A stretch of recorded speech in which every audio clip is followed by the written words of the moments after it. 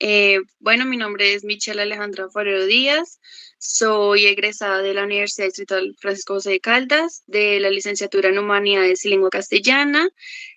Como modalidad de grado, cursé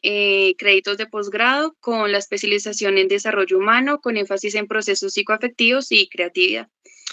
Yo realicé mis prácticas docentes con aulas hospitalarias en la clínica Juan N. Corpas, que queda ubicado en la localidad de Suba, con una población de niños más o menos entre un rango entre los 10 y 21 años de edad, los cuales tenían pues diferentes discapacidades o algunas enfermedades físicas, que algunas ya eran crónicas. Y básicamente el énfasis que le di fue el aprendizaje de lengua de señas colombiana. ¿Cuál ha sido la formación en educación emocional que recibió por parte de la Universidad Distrital Francisco José de Caldas? Educación emocional, básicamente en el pregrado,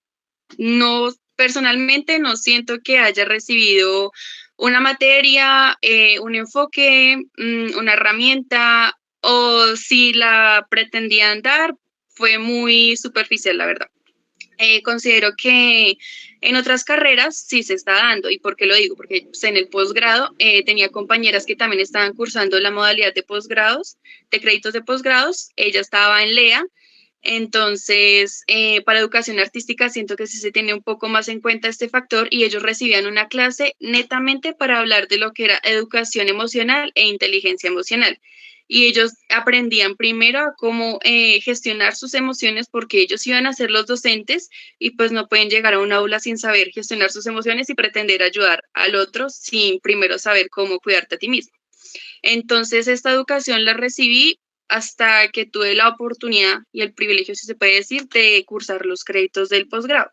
Esto más que todo porque no sé si sean todas las carreras de posgrado, pero al menos esta de la especialización en desarrollo humano, pues tiene ese enfoque de cómo mirar al otro y cómo podemos generar ese cambio y esa ayuda. Entonces, todas las materias, así fueran teóricas, de verdad que se veía el enfoque de educación emocional. Más que todo porque los profesores comienzan su clase siendo muy humanos, preguntándote cómo estás, si el trabajo es adecuado, si como que llega en un buen momento a la lectura, porque a veces una lectura también puede de una u otra forma afectarnos. Y siento que también se tenía más en cuenta porque ya estábamos hablando con personas que tienen una vida más realizada, eran personas que ya tenían familia, eran independientes, tenían como otras cuestiones, pero esto no quiere decir que en pregrado pues no existan muchas condiciones de las cuales pues desconocemos porque ni siquiera nos tomamos el tiempo como de tener este enfoque, este tiempo para esa educación emocional y pues tienen que pasar como varios años ya para que se tome un poco más en cuenta. Igual siento que si estamos formándonos como licenciados, como docentes, pues es algo en lo que se tendría que hacer énfasis para pues generar esta educación integral de la cual estamos hablando, porque simplemente se estaría hablando desde una parte teórica y no pues también teniendo en cuenta el factor social y humano que irónicamente pues llevamos en el título, siento yo. Bueno, ¿por qué cree que la educación emocional es importante en la formación de profesores? Creo que lo dije en la anterior. Mm, Bueno, considero que es importante porque nosotros como docentes vamos a estar en constante interacción con nuestros estudiantes y la mayoría de ellos, si no es como por el principio de nuestra carrera, pues van a ser menores de edad y ellos básicamente van a ser o van a verse muy afectados por lo que uno haga, diga o cómo interactúe con ellos en el aula. Y considero que si uno personalmente no sabe cómo gestionarse, cómo cuidarse a uno mismo, no cuenta con las capacidades y las herramientas suficientes para también encargarse y cuidar, enseñar, instruir, guiar, como se le quiera decir, a otra persona si no empezamos por nosotros mismos. ¿Cómo vamos a ser capaces de gestionar, de educar, si no nos hemos educado a nosotros mismos en estos factores? Entonces, pues considero que es muy importante porque vamos a afectar la vida de muchas personas, fuera que afectáramos solo a una persona, pero a los docentes en Colombia nos sujetan como a 40 estudiantes mínimo entonces estamos afectando a 40 personas en una clase nomás. Y si estamos mirando cuántas clases vamos a tener el día, estamos afectando a muchas personas de muchas maneras y pues de pronto no somos conscientes del daño que estamos haciendo con nuestras acciones porque no hemos tenido ese tiempo y ese momento para pensar cómo es que estamos gestionando el cómo comunicamos, expresamos a los demás lo que está sucediendo internamente. De acuerdo. ¿Cómo ha estado presente la educación emocional en su práctica docente? Mm. Bueno, siento que al ser pues la oportunidad que nosotros tuvimos de ser aulas hospitalarias, mm, ¿cómo decirlo? Un poco sensible. La emocionalidad y como que esos factores de sentimientos son algo que están muy presentes, más que todo porque los niños pues están, ¿cómo se diría? En una posición de vulnerabilidad, ¿sí? Entonces, pues algo que me gustó mucho que trabajamos con la profesora Gloria Rojas al inicio, pues como esta práctica, fue que ella nos preparó para lo que íbamos a enfrentar en el aula. Entonces ella nos trató de hablar un poco desde la pedagogía de la muerte y como muchas veces pues nosotros no sabemos ni siquiera cómo procesar ese duelo, esas sensaciones que son del día a día, porque día a día se está muriendo una persona, día a día está pasando este tipo de situaciones y nosotros muchas veces no sabemos ni siquiera cómo procesarlas. Entonces siento que ella sí fue muy consciente de que cuando íbamos a llegar a estas aulas a hacer nuestra práctica, iban a haber situaciones de mucha vulnerabilidad. Entonces, cuando llegamos con los niños, pues ya éramos conscientes de que algunos tenían algunas enfermedades crónicas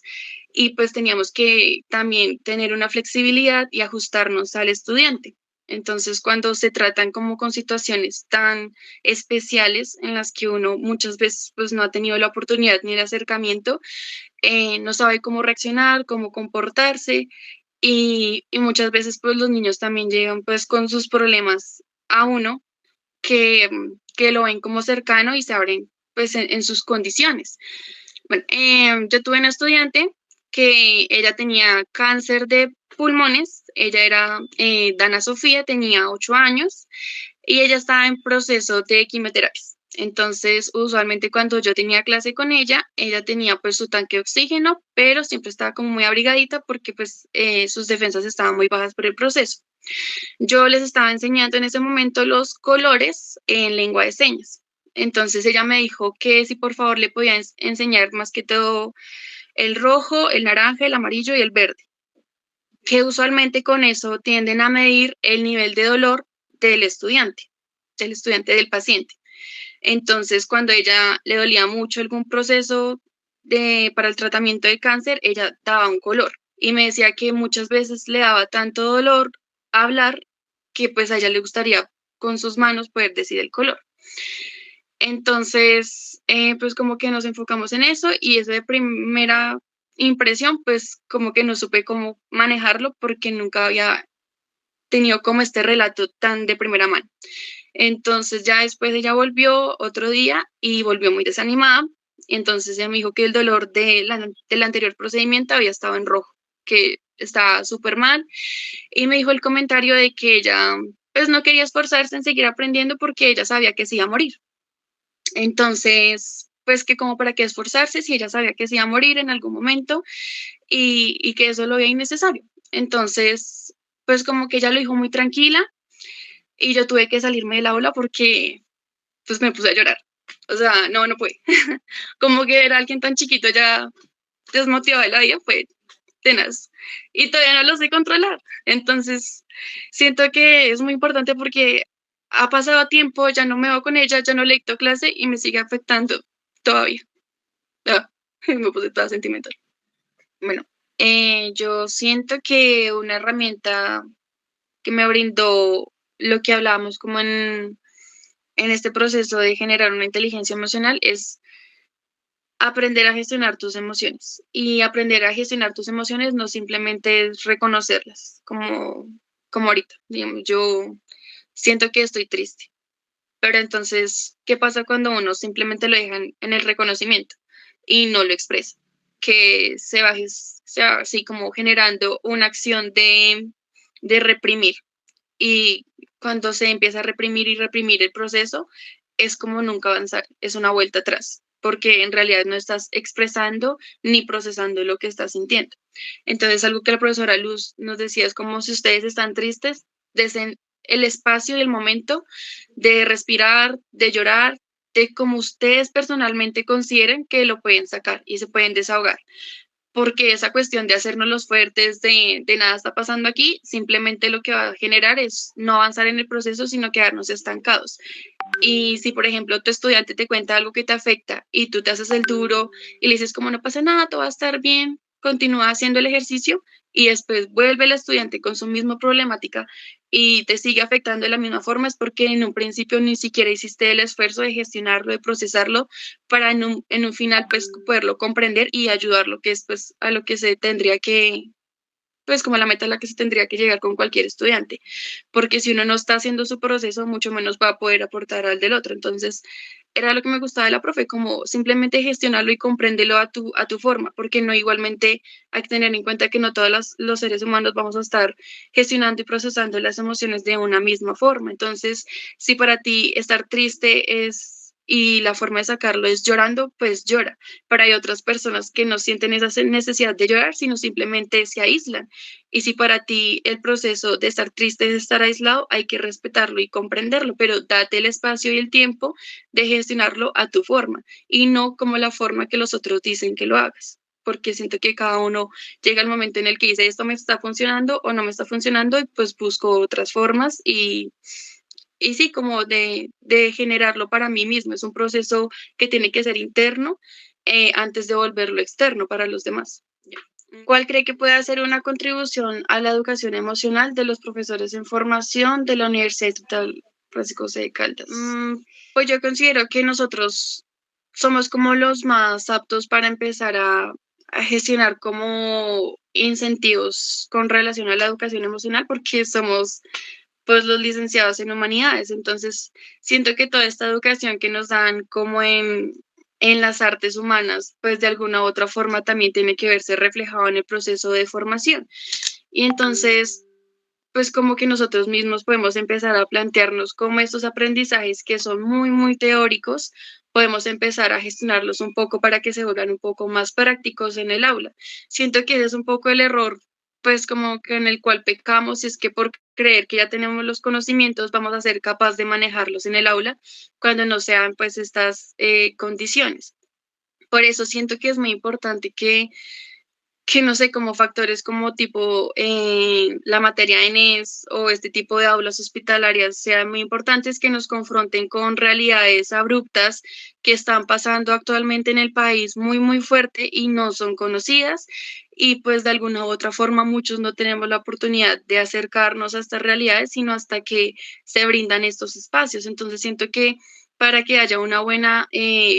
como relación entre lo teórico que nos da el currículo y la carrera a ya generar esta práctica, pues tienen que generarse más espacios en los cuales se confronten realidades, porque si simplemente nos seguimos engañándonos en que vamos a estar en esta burbuja, de que si obviamente van a estar como con las necesidades como que ya estamos acostumbrados y normalizamos en la sociedad, pues no vamos a tener como esta necesidad de querer aprender más y cómo poner en práctica ciertas gestiones que pues no hemos tenido o herramientas o capacidades. Si ya pues tenemos y sabemos que vamos a estar como en un escenario en el que digamos, como el aulas hospitalarias en las que nos vamos a tener que enfrentar muy duramente con sensaciones muy fuertes, muy tenaces, vamos a querer tener esas capacidades, esas herramientas más presentes y también saber cómo afrontarlas en escenarios. Y algo que me gusta mucho de estos profesores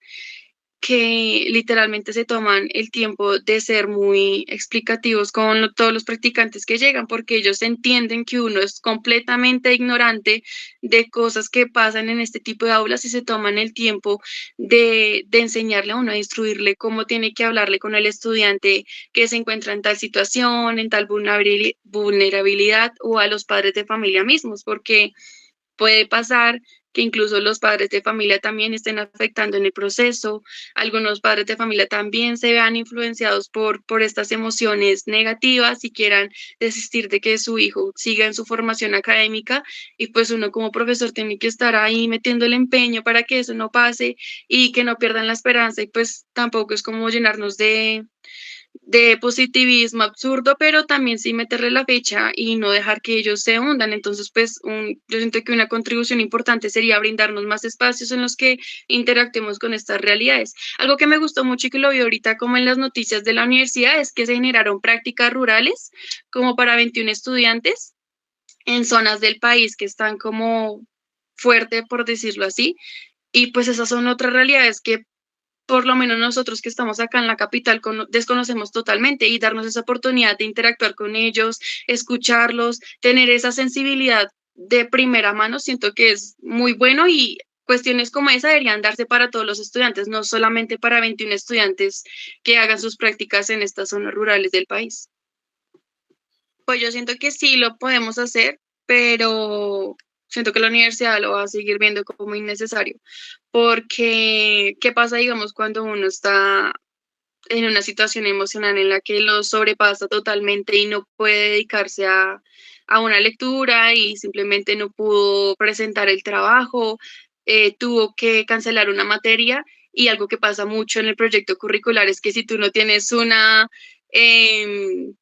como constancia de que por fuerzas mayores no puedes asistir a la clase, no te cancelan la materia, o sea, como que sean cuestiones de trabajo, cuestiones así, pero si tú te sientes sobrellevado, que si te sientes mal, ya no puedes como con esa carga académica, no lo toman muy en cuenta. Entonces también siento que es importante que nosotros como estudiantes demos a conocer esta importancia. Siento que también sería bueno tener un acompañamiento como psicológico que lo respalde, que vean que nuestros intereses como porque se escuche la inteligencia emocional en las aulas va más allá, porque nos está afectando a todos de una u otra forma. Imagino que también los que son docentes habrá momentos en los que los sobrepase cuestiones personales y simplemente no están en capacidades de dictar clase, por lo que les decía, si ellos están en un muy mal momento y se dedican simplemente a dar la clase, no a hacer una clase fructífera, porque simplemente va a querer darla y salir de paso. ¿Y qué pasa como con esta comunicación, interesarse en el otro? Pues la cabeza en ese momento no va a estar presente. Entonces, como propuesta, siento que se podrían generar conversatorios, pero también es muy difícil que las personas se abran, siento yo, o sea, como que den sus testimonios de vida, porque si todos diéramos testimonios, siento que es una muy buena forma de generar como una escucha activa, y es mirar los escenarios y las realidades de mi compañero. Mi compañero puede estar muy mal mentalmente, pero si no me doy el momento y el espacio de escucharlo y que él se sienta seguro en un espacio seguro para hablarlo y entre todos ayudarnos, pues nunca va a pasar gran cosa. Y es eso, que la universidad no siento que uno la sienta como un espacio seguro, porque minimizan mucho nuestros sentimientos. O sea, no lo toman en cuenta y no se genera este proceso. ¿Cómo cree que la educación emocional transforma la relación con el aprendizaje? Bueno, considero que si no se tiene como unas bases, unas herramientas o unas capacidades suficientes como para saber manejar y procesar todas estas emociones que se pueden generar en el aula, el aprendizaje pues en realidad no se va a generar. Porque, bueno, como les decía que pasaba con mi estudiante, muchos otros también tenían sus altibajos. Algunos recién salían de cirugías o como de procesos en los que el medicamento tiende a abrumarlos demasiado. Ellos no están en capacidades óptimas de recibir o de tener una atención activa todo el momento, sino que van a estar dispersos, y todas esas emociones que los están llevando, los pensamientos que también obviamente uno tiene después de un procedimiento. Creo que se escuchó durísimo el pito del bus. Siento que todos estos momentos que uno no ha procesado después de alguna actividad muy fuerte que le haya pasado en su vida diaria, pues no va a estar al 100% concentrado en el aprendizaje en el aula. Entonces, siento que se tiene que dar el momento también de que el estudiante se exprese y sepa gestionar lo que está sucediendo. pero estamos tan concentrados en que lo único importante en el aprendizaje es meter y meter conocimiento, que no estamos prestando atención de que también se tiene que dar un espacio, un momento para que el estudiante sea el mismo, como que también deje fluir sus pensamientos y sus ideas, porque muchas veces el docente se concentra es en lo que él tiene que hacer, en sus pensamientos, en lo que está sucediendo aquí y no estamos teniendo el momento para tener esa conversación real de qué es lo que está pasando con el otro. Entonces siento que si no se tiene como este espacio para que el estudiante gestione sus emociones, sus actitudes negativas, pues se va a generar como una acción de rechazo hacia el aprendizaje, porque este espacio simplemente no va a ser un espacio en el que él se sienta cómodo y va a generar esta acción de